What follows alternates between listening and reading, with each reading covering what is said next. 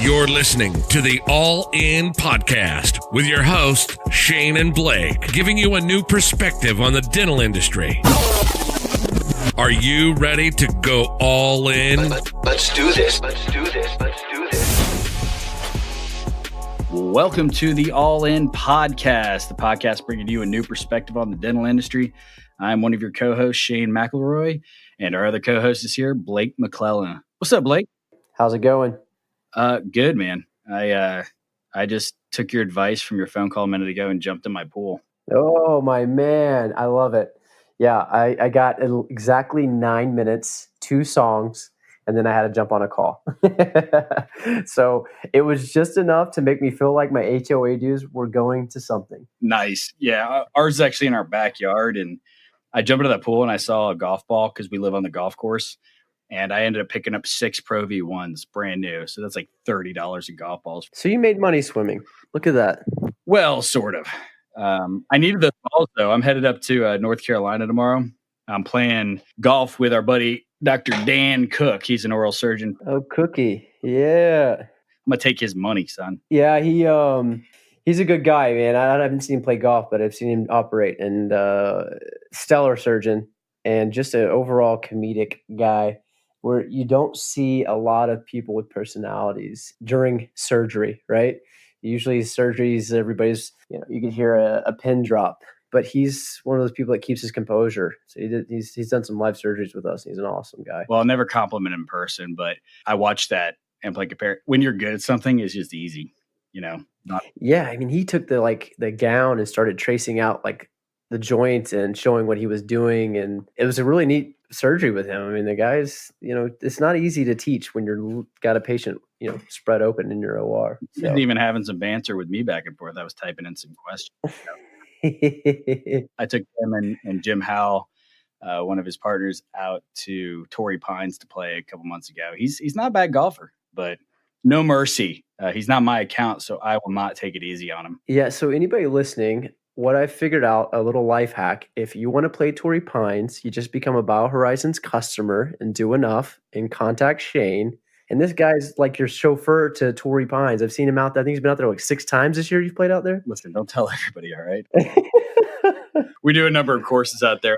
If you're doing the course at the hotel, you're staying there, then you're guaranteed a tee time. Well, that's what with Sharafi, right? Sharafi's course? Yeah, one of them. We do like a tour of our milling center out there, Precision One, and Sharafi and Farrier do their Teeth Express course, which is a great course. They do it all over the country, but it just so happens that I tell them, I'm like, we should probably go to the one in Torrey Pines, Yeah, there's the one where it's at Maggiano's Grill and you get, the same old rigmarole, or you could go to Torrey Pines. I'll take the latter. Yeah, no kidding. So what's going on, man? What happened for you last week? I've got some interesting stories to tell. Some war stories of the had a busy week last week, but really for me, it was this weekend. We had a garage sale. Wanted to clear out all the stuff. Our kids, Wyatt's our oldest. He's about to be 6 and Ethan is 3. And so we're getting rid of all the baby stuff. And I tell you what, that was the hardest I've worked for $500 in a very, very long time. I thought you worked in dentistry.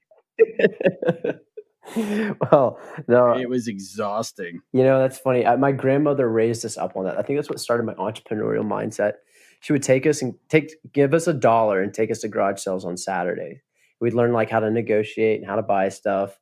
Little did I know that was going to be a thing. I would have tried to be Gary Vee a lot younger, but a little late to the game. But yeah, heck yeah, that's how we learned how to shop. Yeah, my mom was great at doing garage sales, like putting them on. And so I fell in love with doing that and learning how to make money. And I never really thought of it till now, but that really was my first sales experience. And then one of my grandfathers, we loved to go to like auctions and garage sales and pick up basketball and baseball cards or whatever. So, I mean, honestly, I think it's a great way to get kids involved in that early age to see if that's something they like. I still love going to garage sales and buying a bunch of stuff I don't need, but it's just fun for me. Let's talk about your son for a second, though. This was more than a garage sale. Your son Wyatt was out there hustling to sell some lemonade too. He made an opportunity out of the weekend. Yeah, share that. I saw it on Instagram. I thought it was awesome. Yeah, so Wyatt, he's a really sweet boy, and you wouldn't think he's a tough sales guy, but we set him up a lemonade stand, and I tell you what, dude, he got cutthroat. It was so funny. So First off, we have our Miss Carr, who's our 93-year-old neighbor, come over, who's like family at this point, like the sweetest, sharpest lady in the world. And, we'll never charge her for anything. Well, she comes up to the lemonade stand and with Wyatt, and she goes, "Oh, hey, Wyatt." And he goes, "Do you want to buy some lemonade?" And I go, "Well, we're not going to charge Mrs. Carr." And he goes, "Yeah, we are." And so she's like, "Oh, it's okay." But he had no problem taking money from a 93-year-old woman, which is pretty cut in and of itself, right? But then our neighbor comes over. I won't say what his name is, but great guy, but he's a little bit of a tightwad, let's say. He doesn't like to spend money on anything. And Wyatt comes up to him and goes, "Would you like to buy some lemonade?" And he goes, "No, Wyatt, I'm good, but thank you." He goes, "Well, why don't you just try it?" He goes, "Oh, I'm really okay." And he goes, "You should just taste it." And he goes, "Okay, I'll try it to see if it tastes good," right? So he pours like a thimbleful and hands it to our neighbor. The neighbor takes the little tiny sip. He goes, "Ooh, that's really good, buddy." And Wyatt goes, "Where's my money?" he's like, "Wait, what?" it was a little awkward, but it was so funny, man. He just went just straight up extortion, dude. It was hilarious, man. I think that's a new model to sell dental implants. Here, just try one of my implants. And where's my money? You use my kit. You got to buy 10 at least. You might have to try that out. It may work. You think I built my career, bro? Oh, that's Try it awesome. out with me and guilt trip people into buying implants. I don't care.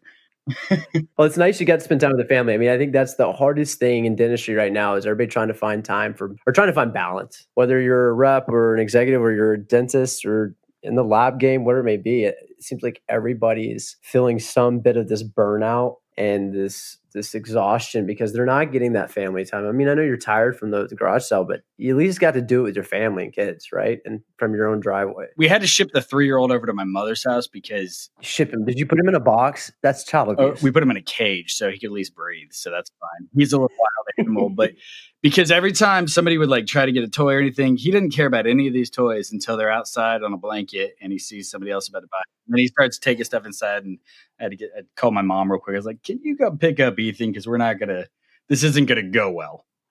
Don't act like you didn't do that to Martha when she tried to get rid of your 1970s outfits. Oh, please. I don't have any 70s outfits. 80s, maybe. I'm not that old, bro. You're close. You're not really a millennial. You're like pretending to be a millennial. Not pretending. I'm technically am, and I was dogging on millennials, and then I looked up the age range, and I'm like, damn it, I am a millennial. It's kind of broad. Yeah, it's bigger than I thought. How about your weekend? It was a challenging weekend. Thursday, I was at my office, my warehouse, because the medical equipment stuff. And I'm over there taking care of some stuff, and I'm remotely talking to my partner because he's at the ADA handling the negotiation with one of our manufacturers. I'm younger and disruptive, so not a lot of these older executives respond very well to me. I'm just the young dreamer, right? So my older, less millennial business partner serves as a very good partner when it comes to these negotiations, and usually he'll take the lead on them. So anyways, long and short of it is he's kind of a nice guy, and he's kind of getting abused on the deal, I guess you could say. So I flew out there immediately. I mean, I grabbed a flight at I think I've grabbed the ticket at 2:00. I was on the plane by 6:00, and I live an hour and a half away from the airport. Or I was an hour and a half away from the airport. You texted me actually and said, I may have to go to San Francisco. And then you called me like an hour later saying, I'm on my way to San Francisco. Oh, dude, it was a nightmare. It was a total rush. I'm used to getting to the airport like 3 hours early because I just work from there. Because Atlanta, anybody that knows Atlanta Airport, is a total wild card, not just the security check-in at Atlanta, but also the traffic to get to the Atlanta airport. You've got two variables that could tack on an hour without any notice, right? So you're like, I tend to get there pretty early. Anyways, I get out there. I get to San Francisco at somewhere around 9 p.m. and I had to walk a mile almost, like 0.7 miles because anyways, long and short, had to walk about 3/4 of a mile in a suit. And I get to this bar and the people we're negotiating with are kind of, intoxicated and everybody's all feeling good. And I am not. So it went to this very heated argument inside some little restaurant and bar in San Francisco. And it was like two bulls, you imagine like two deer or two male elk out in the wild, and when they're rutting, you just lock horns, and it's just a lot of force and fighting. It's exactly what this was like Thursday night. Wasn't too happy about that. And then that segued over into a Saturday morning mediated meeting, if you will, by one of their board members and my business partner. Long and short, I think it's all going to be good. These negotiations sometimes take some time, but you can never be too careful. You look at NDAs and things and you think that they protect you, but they really don't. And that's the scary part about this is it doesn't take any time for someone to just steal your idea and try to cut you out, if you will, or go around your back. And so, we were dealing with that. Not Yeah, fun. it stinks that you can't just take people at their word or whatever. In business, you really do have to. It's kind of on you. Just you can have good thoughts about people. You can't really trust anything. For sure. I mean, for anybody that's ever signed an NDA or will sign an NDA, you got to think about what that actually does. And that's why companies are so comfortable with them. It's this false protection that in the moment anybody tries to, let's say you're a knight and you've got all this armor, you feel protected, and then someone takes a sword and hits you right in the chest with it, and then everything just disintegrates. It's kind of what an NDA is. It's only as strong as the company that's willing to fight it. You're going to constantly be dumping legal fees into it, and it's really a lose-lose battle. Both parties lose, everything gets delayed, and versus everybody could have just played along nicely. So lesson learned, careful what you share, careful who you work with, and always have a safety net in line. But it does look like it's going to work out though, right? Yeah. I mean, again, it's you lose the trust in the company. I live in a paranoid state. I mean, as an entrepreneur or even just a sales person out there, paranoia is real. You never know who's out to cut you out. Everybody's out to take care of themselves. Would never trust anybody to say that wasn't the truth. So you got to go into any deal knowing that at the end of the day, these people are only looking out for themselves. They're not looking for the greater good or to be wholesome. It doesn't exist in the business realm. You can go in with that perspective, but still be a good guy, right? Just a little more protected, sure. But it doesn't mean you have to go in angry or on guard all the time. If you just don't take things for granted, you can go in still with a positive attitude. It's not negative all the time. My motto is hope for the best, plan for the worst. That way you hedge your bets on both sides and you build some security blanket, but then at the same time, you're going into it with optimism. Because there are sometimes companies that will see the big vision and they'll say, okay, let's do this together. Let's attack this. Some are egotistical and they want to do it by themselves. And it just depends. Again, it's just one of those things that in a dire situation, if you and I are in the desert and there's one bottle of water, I'm going to make sure I have enough water. Even with me? Yeah, I'm sorry, buddy. I'm going to take care of myself. No, but no, I think that in most desperate situations, that's where people revert to, is taking care of themselves. The moment there's any adversity, people then tend to block off and go to what they know best. And that's usually for taking care of themselves. So long and short, it could come out to a very successful negotiation and collaboration. Or in a couple of weeks, we're back at war again. We'll see. It's definitely taking a move in the right direction. It did let me have the opportunity, though, to go check out the ADA, not as an exhibitor, but as I was going to ask you how that was. I saw you were with Dr. Brian Ballywas. Love that dude. I saw some pictures of him. Looks like he forgot to wear his socks, though. Yeah, Mr. Rico Suave. He was the best dressed there. Always is. He had his ascot and all. Yeah, no, we met up on Friday. It was pretty sad. I think he had posted before. He made something on his story talking about, it was a little video of a fan at the Clippers game reaching out to try to get a hand tap from one of the basketball players as they went in the tunnel. And he was like, this is what it's like being an exhibitor at a dental conference. And it's exactly what it's been. It is sad, the model and how cheap and tacky this industry has set up the commerce section of this business. From, if you think about it and empathize as a rep, we just talked about this on that one, our first episode on the podcast. It's not the same. And at the end of the day, these are human beings who need to feed their families too, these exhibitors, right? And just as the clinicians do. However, they're treated as if they're trying to con us or do something bad, or not us, I'm sorry, con the doctors or con the clinicians because of the way the model's been set up, and they have to like hound you to kind of corral you into their booth. And the same thing for the clinicians. Who wants to work with someone who's yelling at them and hollering at them to come into their booth? It's very cheap and tacky. So I think that the whole model's been broken and we don't know how to disrupt it. So no one's trying to disrupt it. And now you're seeing more exhibitors than you are actual clinicians at these conferences in a sense. I mean, I'm sure at the ADA, there were more attendees than exhibitors, but there was probably 100 plus companies represented at this thing. It'd be kind of interesting the way I'd like to see it set up. If nobody had different colored badges, and you had like a bar set up before the floor was open. And so you're intermingling and no selling allowed, right? You're just hanging out and introducing yourself to people.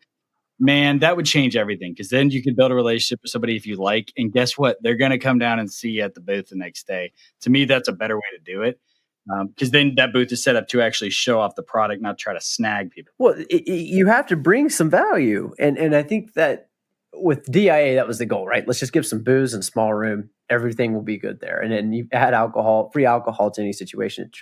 It typically improves it, with the exception of some college football games I've been to. If you think about the model, it's like can you imagine if you were told, hey, to be a part of this organization, you have to open up this email. And when you open up this email, you're going to get about 100 spam ads that just compile down or just come flying at you during your reading of that email. You would say, heck no, I don't want anything to do with that. But is that not exactly what these dental conferences are set up as? Hey, come learn and improve your career. But by the way, you need to make time to go through the spam tunnel. Tough scenario because they're trying to keep the exhibitors happy. So they're doing a good thing. It's just, it doesn't come out the way they want it to.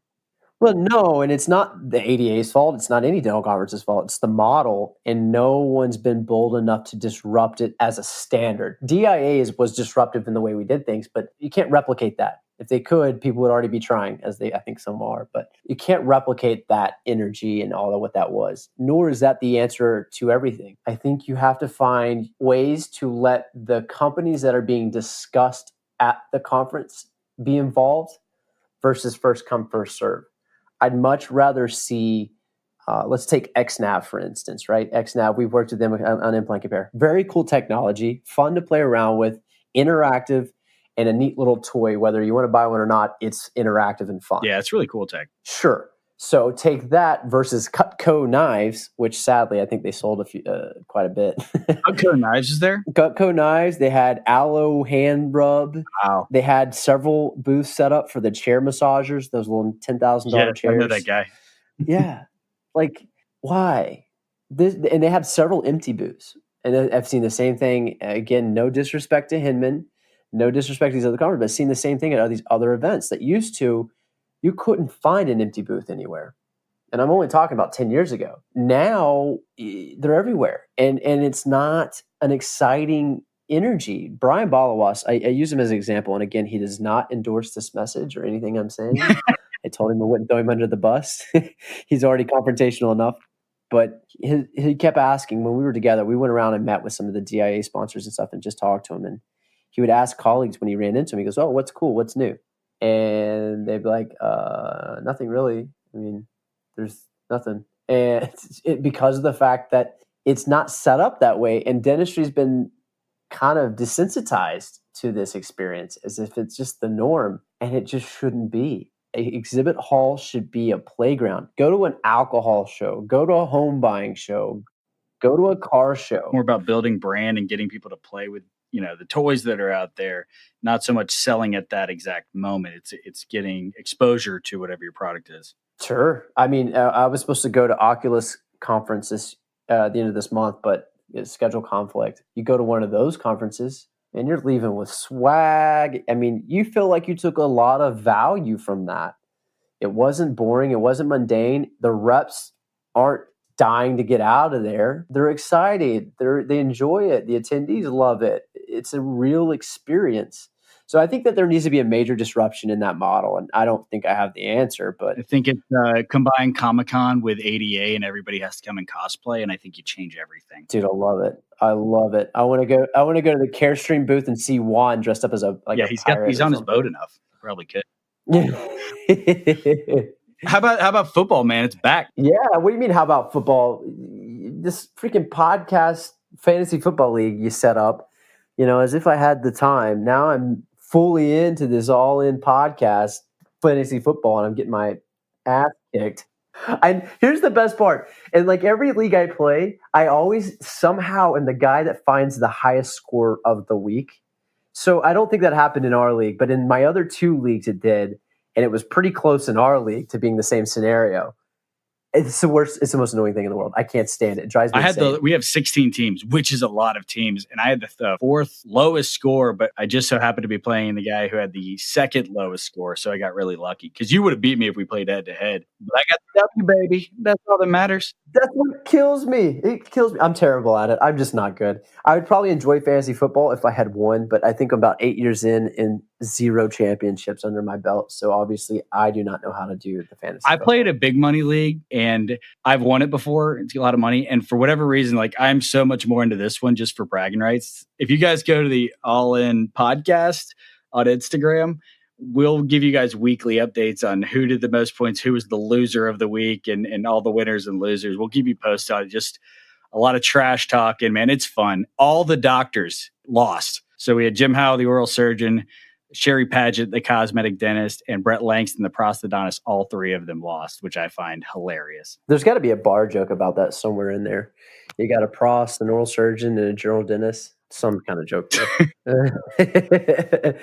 No, I think that it's really neat. And, one thing that has been amazing in this process, because I know I got you to start making the Instagram and being out there and putting yourself out there. Mm-hmm. But man, I've never seen anybody run with it like you have. And now I'm a part of your journey and you're taking me along for the ride. Dude, it's just fun. This is the stuff that I spend extra time on just because, and my wife lets me. Like if it was real work stuff, she wouldn't, but she knows how much I love, giving people grief or making a graphic that, you're the loser of the week or whatever. It's a good outlet for me. I really have enjoyed it, man. And Instagram, I hate admitting you were right. I love it. If you embrace it, it's a beautiful thing. And I want to take this moment right here and thank every single one of the people who listened to our first episode and not only just listened to it and enjoyed it, they put reviews, they shared it on social media, they gave us direct feedback.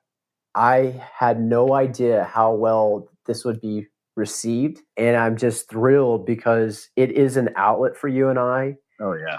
It is against the grain.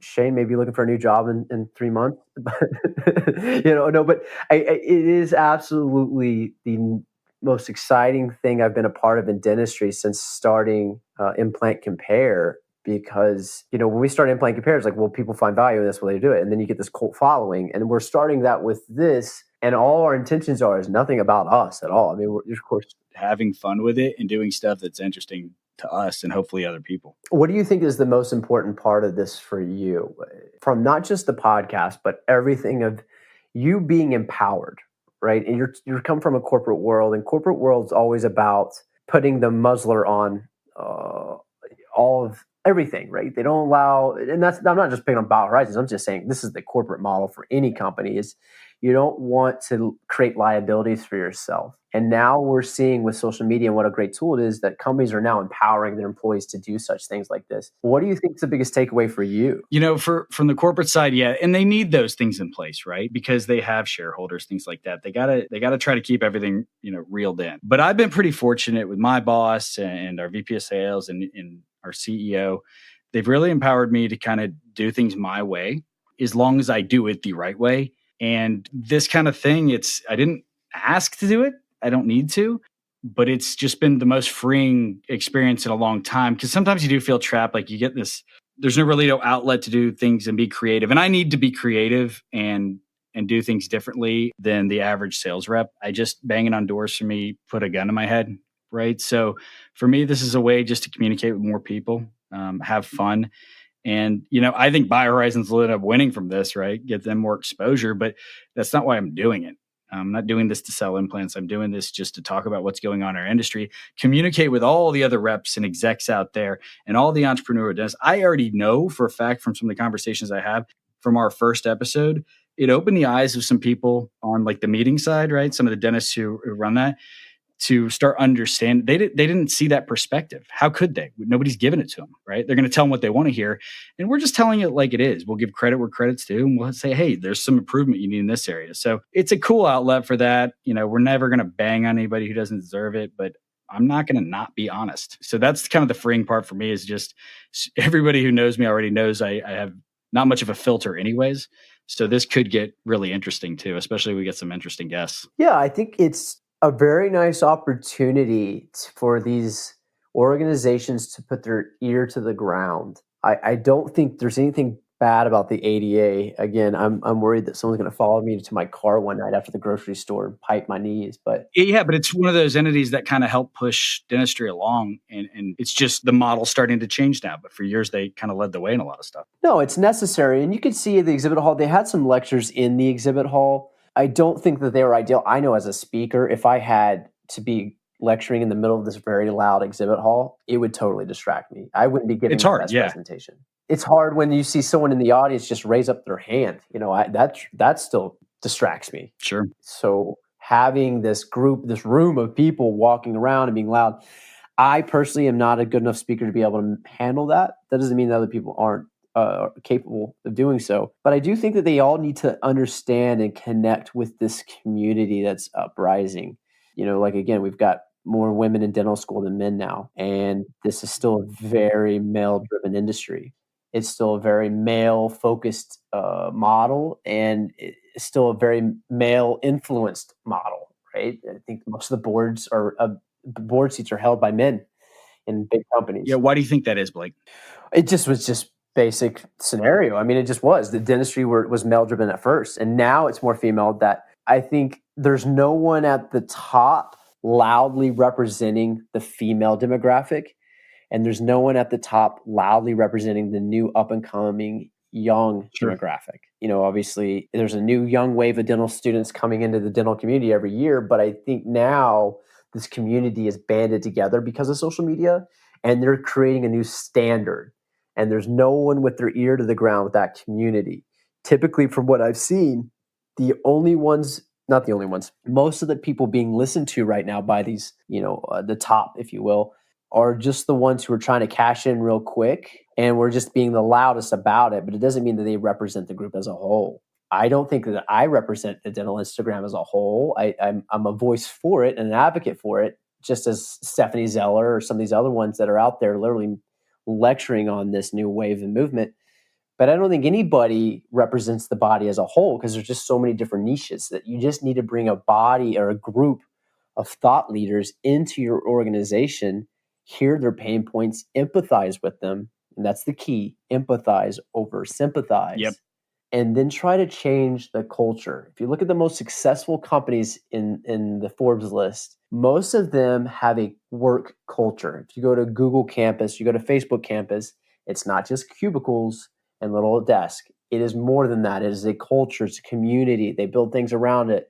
And I'm not telling you need to put hacky sack and hammocks in the middle of the trade show at the ADA, but I think you should hear the things being said and be strong enough to pivot and say, look, we can turn down these 5 booths, bring in these 5 startups on let's say an exhibitor sponsorship opportunity. Let's say it's a really neat product and maybe they don't have the funds to pay that $10,000 booth, but they are really neat. Try to create ways that great innovative products can get onto your show floor and not just the highest bidder, and it may change the experience, in my opinion. But again, it's going to take listening to the community. Yeah, that puts the companies in a tough spot there, because you got to make money now, right? But you're basically saying invest in your future. Yeah, I don't know. That's hard, especially for the bigger companies, actually. It's hard as a small company because you need cash flow. But as a big company, you have to continually hit numbers all the time. You get a lot of expenses. So I think there's something to the companies need to change the way they do social media. And I think it can help connect with the different communities. And I think just by saying, well, women in dentistry, that's not fair. To throw them all in one group is ridiculous to me. Oh, and that's what's happening right now. I mean, that's a good point. That is exactly what's happening. If you ask any female dentist or dental professional out there right now, I guarantee you they'll tell you they're not looking for their own little separate club and to be diluted down. Yeah, there's no reason to do that. No, it's to be inclusive and treated equally at the head of the table. And I think one of the things too, the marketing companies and content creators that are having the most success are making niche content for very small segments, right? And a lot of content. But that's hard for big companies to understand because they want to overproduce it. I think that's what you do. You do dentists coming right out of school. That's obviously been done for a while, but now you do female dentists or minority dentists coming out of school and have content in small segments. And you have your older dentist who's getting close to retiring and having content specifically for them, and having, I want to become a lecturer. And I've been in dentistry for like 15, 20 years. So I'm right in the middle, right? Have content for them. Don't overproduce it. because that's just going to cost you a lot of money, and start hitting people in smaller groups, because that's a more powerful message that people can actually connect to, as opposed to one, here's our big message and let's put the exact same thing on every platform and it's for everybody. It's just not the way it works anymore. Yeah, let's call it the women in dentistry and put a pink logo and say, here you go. That's not, from the female dentists that I've just talked with, or that I've talked to, that is absolutely not what they're looking for. They're just looking to be treated equally and the same and have every opportunity that the men Well, have. I think the company's hearts are probably in the right place with it, but they're maybe not empathizing, like you said before, and saying, how would that look to that person? Sure. How many empowered women were in that room when that decision was I think it's made? better if the women do it themselves and say, hey, would you help us, right? And come to the company. Yeah, that's a better way to do it, because they're deciding, hey, Sure. we're going to create this group. To me, that's a better way to do it than, and I don't want to say force feeding. I think all the companies are trying to do really positive things. It's a man's solution to a woman's problem. Same thing with, I think, female medical professionals. I mean, I can't imagine what it's like being a female rep in a very misogynist industry. I know friends who have been put in awkward Harvey Weinstein type situations, if you will. Oh, for sure. Come up to my room and let's have a drink. And who's going to say no to this important potential client? I've heard horror stories about this, and it sucks. Bottom line. Sure. There's more men reps than women reps, right? So if I'm trying to be a shining star and I've already feel like there's a disadvantage because I'm a minority, and then all of a sudden I get in this encountering a situation, it's awkward. And I think even, I'm going to push a boundary here, and same thing for African-American reps. Oh, yeah. One of the things I said when I won my first conference is it's just a bunch of white dudes. And why? Why is this just a white male industry? I don't think that it needs to be that way. I don't think that's what dentistry is, but somehow that's what's happened. And I think there are some barriers that you and I are not aware of, the community is not aware of. We don't even know what females go through, what minorities go through. We got a lot easier in a lot of respects. We just really do. 100%. I mean, in this industry, it's what is the standard, or in a sense, the unspoken standard, and it should not be. I mean, there is not. I don't understand it, and it blows my mind. I think it's tragic, and I think someone needs to bring attention to it. We're doing it, and it's an uncomfortable topic as two white males are sitting here talking about it, but. Again, someone's got to bring it up. I don't think anybody's going to get mad at us for just acknowledging this. And in one moment we acknowledge it and embrace the fact that there's a disadvantage for that, and quit and just acknowledge it. And that no one did a premeditated idea like we're going to exclude everybody but white men in this industry. I don't think anybody sat down at a table and decided that. No.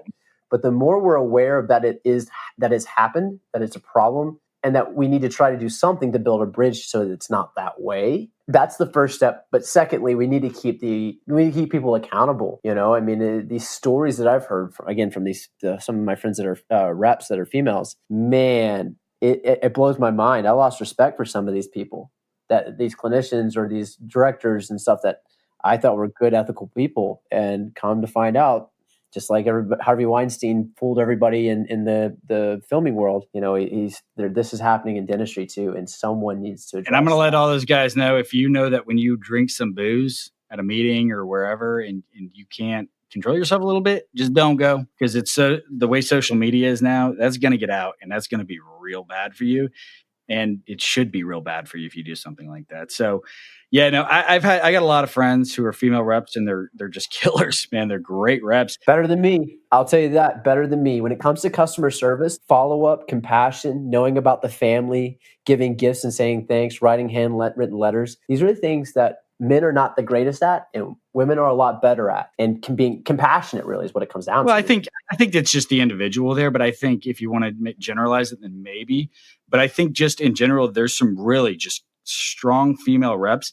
They just have to go through more stuff to prove themselves, and that's just not fair. But it's a reality. So we got to get a female rep in. I'd love to get, who I'm thinking of is Julie from Hugh Freedy. I met her at a dinner one night in Scottsdale I think it was after Voice of Dentistry, maybe, with Joe Marinfar and August de Oliveira. And she is just a rock star. She's a rep for the Southwest, but I mean, I sent her a message the other day because Bloody Tooth Guy was talking about Hugh Freedy on our Instagram live chat.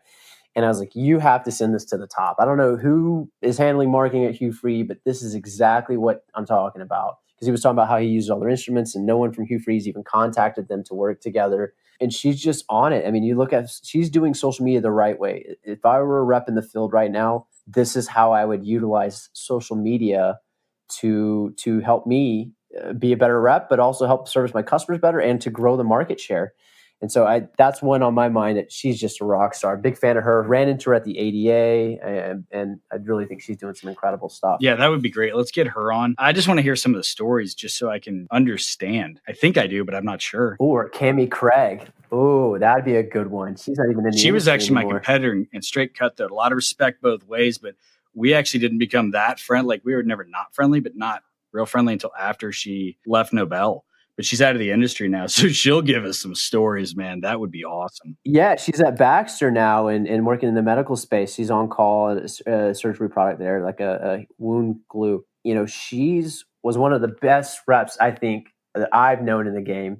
She was really a hustler, go-getter. I never saw her stop. She was everywhere, and very powerful woman. Not upset when she decided to leave the dental industry, right?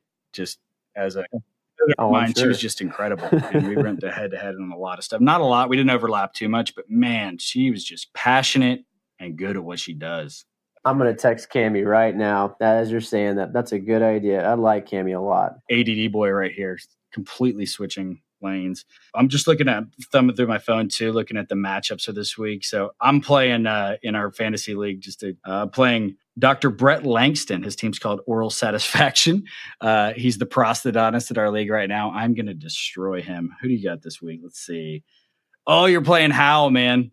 Oh, it's going down. Oh, that would be hilarious because he's got a really good team and he just lost by like 1 point. He had like second or third highest score in the league. Who else is playing? Big shout out to Daniel over at Neodent, had the highest score. Someone needs to bring Daniel down a peg. He's just doing too good. Everybody loves him. He's crushing it at his job and he's winning at fantasy football. We need to bring him down a peg. It's just not fair.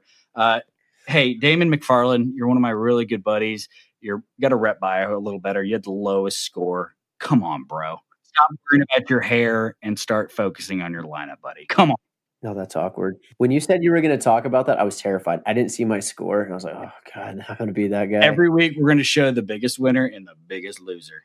I think I tagged him with like epic fail on his picture on there. So if you go to the Instagram page, you'll see that on there, man. I got some texts from him earlier. He won't pick up my phone calls right now, but that's all right. He'll forgive me. He loves me. Damon and I actually had training together. Damien was one of the coolest dudes you'll ever meet. He's out of Indianapolis. And if you could have a model of like just likable, smart, funny, always fun to be around, and just great and passionate at his job, that's Damon. So we'll definitely get him on here. He's just a great guy. But I will rag on him every stinking chance I get. Come on, Damon, step up your game, buddy. To have 3, which I have right now, is just stupid to me. I'm terrified. I'm like, this is a full-time job on its own. I don't know why I signed up for this. This is a horrible idea. I made you. That's why.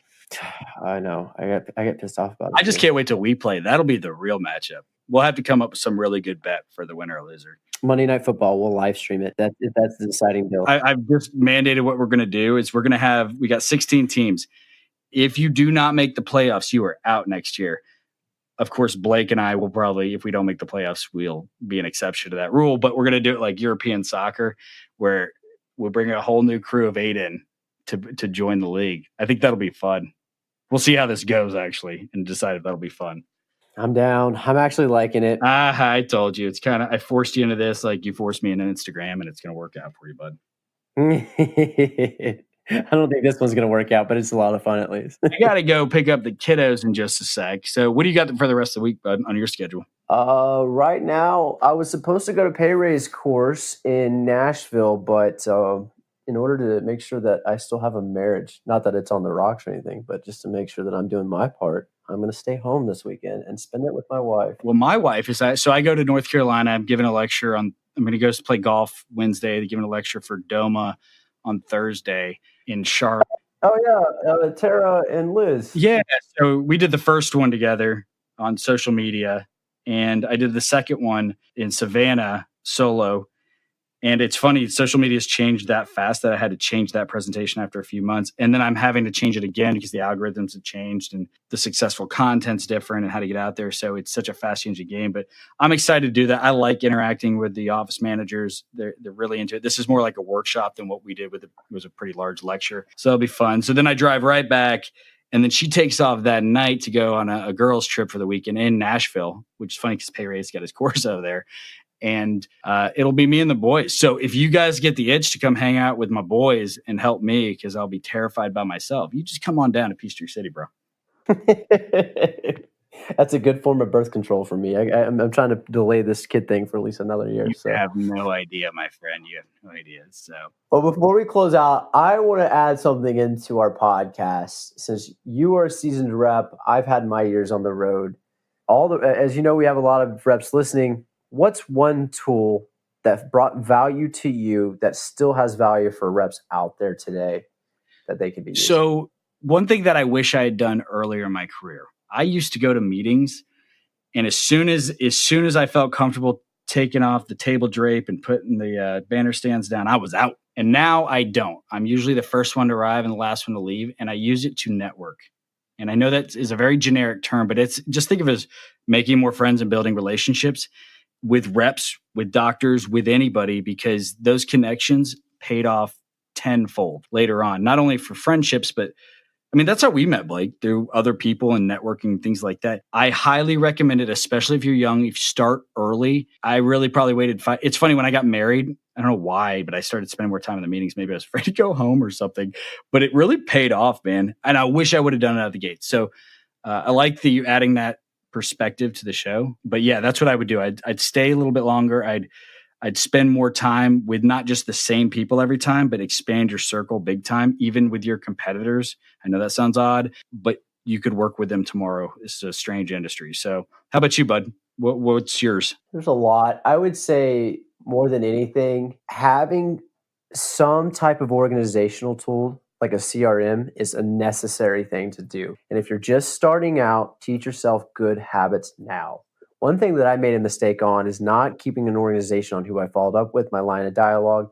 As they say, I think it's 80% of sales are closed on the 7th point of contact. Oh. So you realize you got to touch them 7 times in order for you to finally get that deal done, especially in dentistry. So I think teaching yourself the skill set of either making your own little CRM internally or leveraging one of the free apps or pay for apps out there, but utilize that type of structure before a company makes you do it or fit into their mold. And I promise you'll be so glad that you did. You may only get one more customer out of it, but I bet you'll significantly increase your customer base because of the fact you're staying organized. And efficiency too. You're not going to be spinning your wheels as much.